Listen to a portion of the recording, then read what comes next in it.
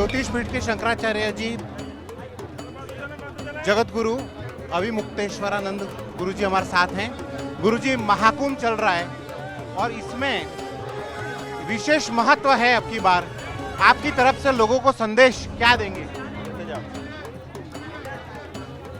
महाकुंभ का विशेष योग है अब की बार, तो आपकी तरफ से लोगों को संदेश क्या जाना चाहिए? सनातन के लिए क्या करना चाहिए लोगों को? देखिए, अपने जो पूर्वज हैं उन्होंने अपने को बताया है, पुनि पचितैहसि अवसर बीते। अधिकतर लोग क्या करते हैं कि जब मौका होता है तो उसका लाभ नहीं ले पाते हैं, और जब मौका बीत जाता है तब पछताते हैं कि अरे बड़ा बढ़िया मौका आया था, मैंने उसका लाभ नहीं लिया। तो हम ये कहना चाहते हैं कि ये बड़ा मौका आया है, हिंदू धर्म में इससे बड़ा मौका नहीं है। 1 महीने की त्याग तपस्या में 1 कल्प का फल, 1000 चतुर्युगी बीत जाए इतने दिनों का पुण्य फल यहाँ प्राप्त होता है। यहाँ का तो 1 सेकंड भी हजारों सालों की तपस्या के बराबर है। तो ये इतना बड़ा मौका अपने जीवन में आ गया। अब अगर इसका लाभ अपने लोग नहीं लेंगे तो बाकी समय पछताना रहेगा। इसलिए अभी से हम कहना चाहेंगे कि आप बाद में पछताने के लिए मौका मत दीजिए, मौके का लाभ उठाइए। गुरुजी, यहाँ पे हमने देखा बहुत बड़ी संख्या में यज्ञ चल रहा है, तो इस यज्ञ का क्या महत्व है? और ये हमारे यहाँ पे चल रहा है ज्योतिष पीठ में, तो ये किस तरीके का आयोजन है? ये जो प्रयाग है, इसका नाम प्रयाग इसीलिए पड़ा क्योंकि यहाँ बड़े बड़े यज्ञ होते थे।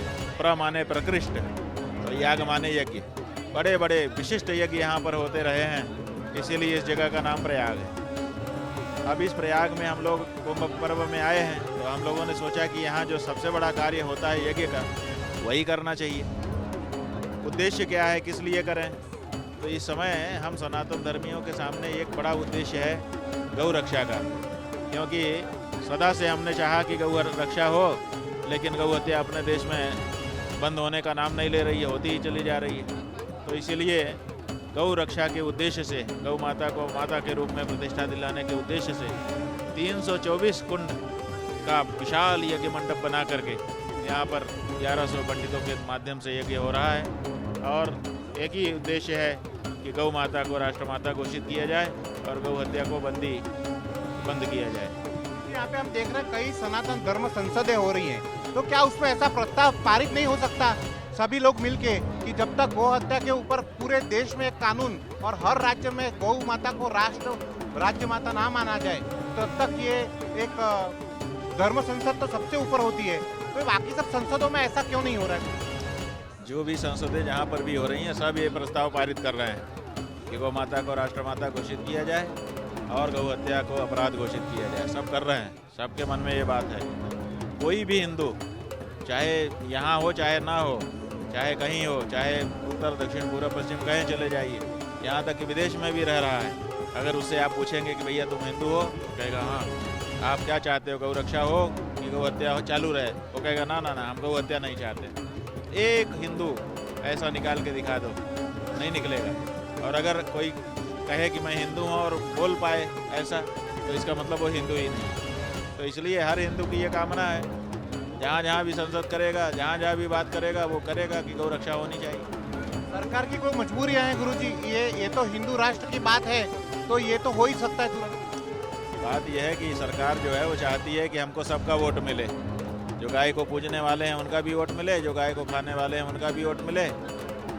इसलिए वो क्या करती है, उसमें सरकार में जो लोग हैं वो गाय की पूजा का फोटो निकलवा करके बांट देते हैं, जिससे जो गाय को पूजने वाले हैं वो समझे अरे बड़े तो बड़े गौ के पुजारी हैं जैसे हम हैं, और जो गाय को खाने वाले हैं उनके बीच में जाके आंकड़ा निकाल के दिखा देते हैं कि ये देखो हमने तो छूट दे रखी है। तो दोनों का वोट चाहते हैं, लेकिन ये सही नहीं है। आप इस तरह से सबका वोट नहीं ले सकते। आपको अब स्पष्ट करना पड़ेगा कि आप गौ रक्षा चाहते हो कि गौ हत्या चाहते हो। अगर गौ हत्या चाहते हो तो गौ हत्यारों का वोट लो, उसी से सरकार बना के दिखाओ।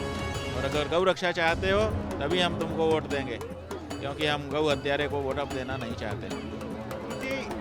आद्य गुरु शंकराचार्य जी ने 4 पीठ की और 4 शंकराचार्य जी हैं, लेकिन यहाँ पर हर एक गली में, हर एक सेक्टर में एक जगत गुरु, एक शंकराचार्य जी दिख रहे हैं। तो उसका क्या कारण है, क्या उन्हें रोक सकते हैं? ऐसा है कि जो प्रोडक्ट अच्छा बन जाता है, चल जाता है, लोग उसको अपनाने लगते हैं, उसका गुण समझने लगते हैं, तो नकली मार्केट में उसी के जैसे नाम वाला, उसी के जैसे रूप वाला कई प्रोडक्ट बन जाता है। तो नकली प्रोडक्ट अगर बन गया किसी चीज़ का, किसी उत्पादन का, तो असली का महत्व कम थोड़े हो जाता है। नकली है, इसी से असली का महत्व पता चलता है कि साहब इनकी तो नकल हो रही है। नहीं समझे आप? तो नकली शंकराचार्य बन रहे हैं, इसका मतलब कि असली शंकराचार्य का कोई महत्व है। अगर नकली नहीं बनेंगे तब सोचने की ज़रूरत है कि साहब हमारी कोई पूछ ही नहीं है क्या। करोड़ों लोगों को ये मैसेज कैसे पहुंचाया जाए मीडिया के माध्यम से कि असली कौन है, नकली कौन है, कैसे लोग पहचाने और ऐसे झांसों में ना आए, उसके क्या?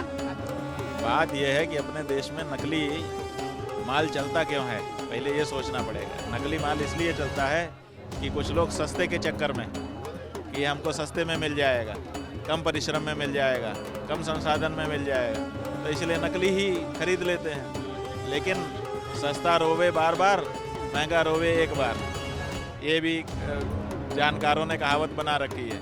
इसलिए असली शंकराचार्य से जुड़ोगे, एक बार जुड़ने में हो सकता है कि वहाँ तक प्रवेश कठिनाई से हो, लेकिन ज़िंदगी भर आनंद हो जाएगा कि आप सच्ची जगह से जुड़ गए। और नकली में जुड़ोगे तो सस्ता रोवे बार बार। आपने सोचा कि शंकराचार्य बड़ी सरलता से मिल जाए, मिल गए। अब मिल गए तो उनके द्वारा वो चीज़ भी तो मिलनी चाहिए जो असली शंकराचार्य से आपको ज्ञान मिलने वाला है, जो प्रेरणा मिलने वाली है, जो आशीर्वाद मिलने वाला है। वो नकली कहाँ से दे पाएगा, क्योंकि वो तो उतना सब कर नहीं रहा है।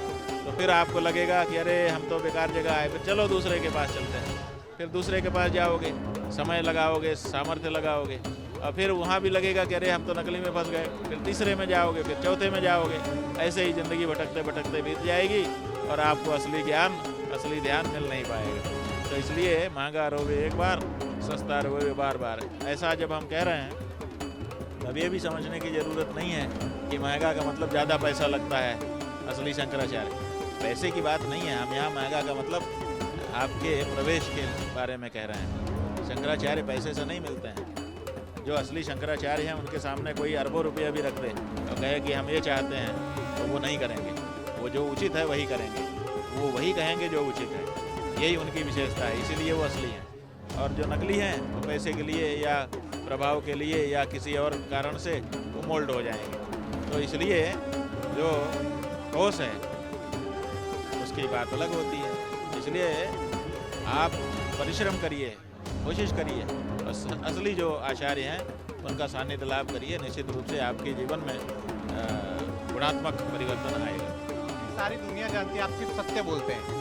तो गुरुजी, अभी जो एक नया विवाद आया है, महामंडलेश्वर बन गई एक अभिनेत्री, तो क्या ये सही है या गलत है, या इसमें कुछ सुधार होना चाहिए? बात यह है कि अभिनेत्री अध्यात्म में नहीं आ सकती, ऐसी बात नहीं है।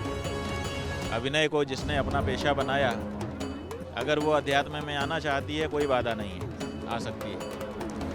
लेकिन एक कहावत और हम कह रहे हैं, पता नहीं आपके गुजरात के लोग समझेंगे कि नहीं समझेंगे। आज ही बनिया आज ही सेठ। आज ही बनिया बने और आज ही सेठ बन जाएंगे। अरे कुछ दिन बनियागिरी करेंगे, धीरे धीरे कमाते जाएंगे, तब सेठ बनेंगे। तो अभी आप आए घर से, आपने अभी संन्यास धारण किया नहीं और महामंडलेश्वर बन गए, ऐसा होता है क्या? एक ही दिन में आप जो है महामंडलेश्वर, माने आप सन्यासी नहीं बने, आप सीधे महामंडलेश्वर बन जा रहे हैं। ये होता है? कैसे हो सकता है? तो अभी जिस अभिनेत्री का आप नाम ले रहे हैं वो अभिनेत्री थी, अपना काम कर रही थी। अब वो काम करते करते अचानक आई, अभी उसको संन्यास लेना चाहिए। संन्यास भी तुरंत नहीं मिलता है जी। पहले शिष्य की गुणवत्ता देखनी पड़ती है कि इसमें कितनी पोटेंसी है। धीरे धीरे देखते देखते देखते देखते तो लगता है कि हाँ ये दीक्षित करने के योग्य है। इसलिए परीक्षा होती है, कम से कम 1 साल, ज़्यादा से ज़्यादा 12 साल की परीक्षा है। तो परीक्षा लेकर के तब गुरु शिष्य बनाता है, तब संन्यास देता है। अब आपकी परीक्षा हुई नहीं, आप सन्यासी बने नहीं, आए और आके सीधे first day, very first day became Mahamandaleshwar. नहीं, ये मजाक नहीं है तो क्या है? तो ये बात है। बात ये नहीं है कि कोई अभिनेत्री नहीं आ सकती, आ सकती है।